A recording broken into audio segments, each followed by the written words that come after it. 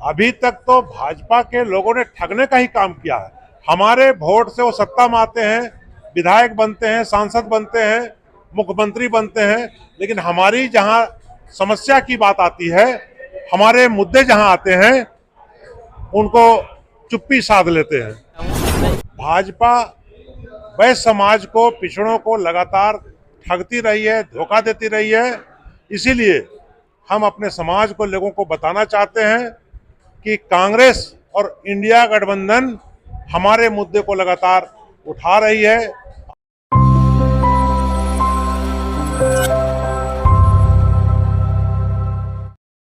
नमस्कार, मैं वंदना, आप देख रहे न्यूज़ रांची मेल। जिस तरह से कांग्रेस अपनी दमखम से चुनाव में लगी है, उसी तरह हमारे सामने महेश्वर जी उनसे सीधा जुड़ते हैं, बातचीत करते हैं क्यों प्रेस कॉन्फ्रेंस बुलाया गया है। सबसे पहले आपका हमारे चैनल में स्वागत है। धन्यवाद, आपको भी। सर, आप क्या क्या वजह थी ये प्रेस कॉन्फ्रेंस बुलाने का?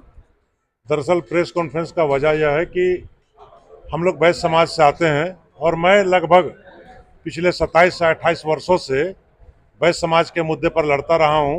चाहे पिछड़ों को 27% आरक्षण हो, वैश्य आयोग का गठन हो, जाति आधारित जनगणना हो, छोटे दुकानदारों का ऋण माफी का मामला हो, इन तमाम मुद्दों को लेकर हम लोग लड़ते रहे हैं।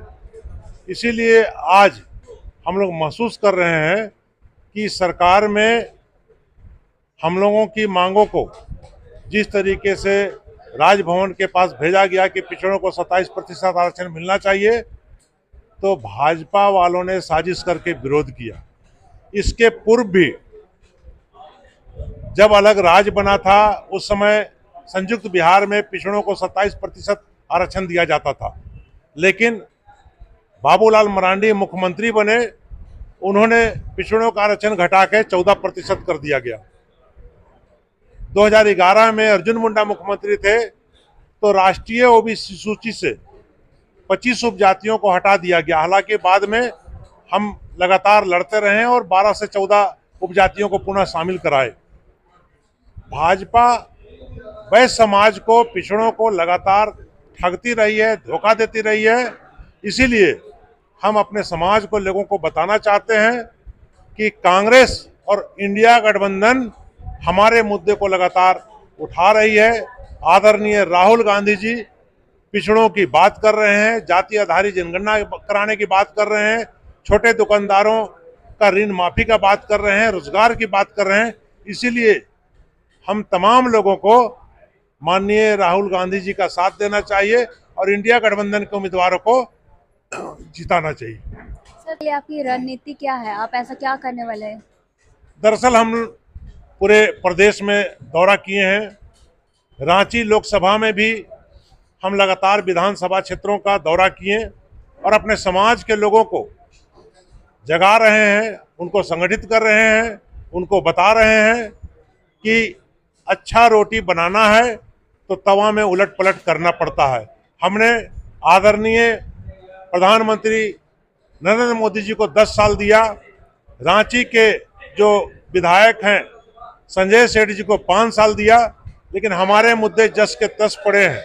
इसीलिए बदलाव जरूरी है। पूरे देश में बदलाव की लहर चल रही है, हम लोग भी उस बदलाव का एक हिस्सा बनना चाहते हैं और अपने मुद्दों को, अपने मान सम्मान को, अपने हक अधिकार और रोजगार के लिए कांग्रेस और इंडिया गठबंधन को मदद करना चाहते हैं। सर, आप जिस तरह से बोले कि समाज को जागरूक कर रहे हैं, तो क्या लगता है आपको कि समाज कितने % जागरूक हुए हैं?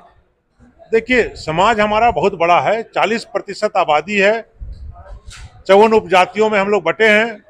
अब तक इस वोट पर एकाधिकार भाजपा जताती रही है।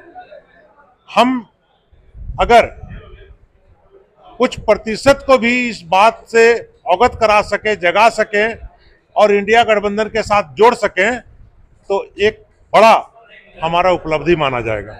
आपकी आगे की रणनीति क्या है? हम फील्ड में, गांव में घूम रहे हैं और बहुत जल्द फिर रांची में एक बड़ी बैठक हम लोग बुलाएंगे और पूरे प्रदेश के लिए, खासकर रांची में जो हमारे कांग्रेस के प्रत्याशी हैं सुश्री यशस्विनी सहाय जी, इनके लिए हम व्यापक प्रचार में उतरने जा रहे हैं।